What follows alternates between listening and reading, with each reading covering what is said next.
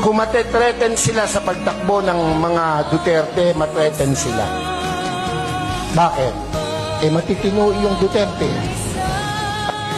Ako po'y nangangarap na ang Duterte mabalik. Pansinin nyo, noong panahon niya na nakaupo, mga politiko'y takot na gumawa ng mali. Pati pulis, pati sundalo, takot. Aba, biglang anong nangyari? Ngayon ang mga kurakot mga nakaupo. Naran po kayo? Tayo may hindi pinanganak kahapon.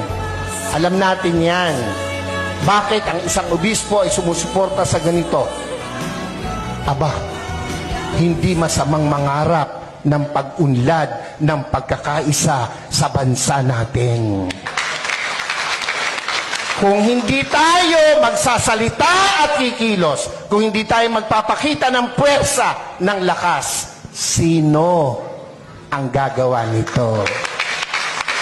No, kung palakpak lang, hindi mo magawa, lalo na sa rally, hindi mo kaya. Yung makasigaw ng Amen! Iyan yung matatapang.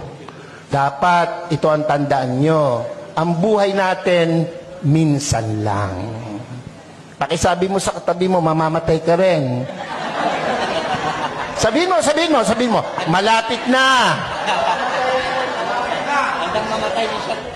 Pero, bago mamatay, napakagandang nagparinig ka, nagparamdam ka para sa bayan.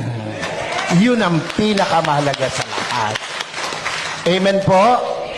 Ako po hindi takot makulong, mabugbog, basta't iparamdam mo yung gusto mong iparamdam. Mga Bulakenyos, mga kasama kong taga-Caloocan, Zambales, Pampanga, hindi masama na suportahan natin itong rallying to. Yung iba na pe-pressure ng kung sino, natural lang yon. Ang nami-pressure sa kanila, siguro nasa taas. Dahil kung nasa baba, hindi nila papansinin. Pero, tayong malaya, huwag tayong pa-pressure kahit kanino. Minsan lang ang buhay natin. Sabi mo sa katabi, mamamatay ka rin. Sabi mo, mamaya lang. Huwag.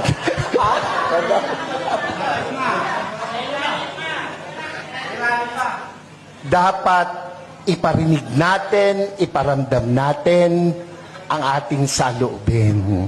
We are not against the government. Never and never will. Lalo po ako. Nakapula nga ako Naran ba kayo? Pero, kailangan nilang makita, kanilang dapat marinig, ang dapat makita at marinig. Gera?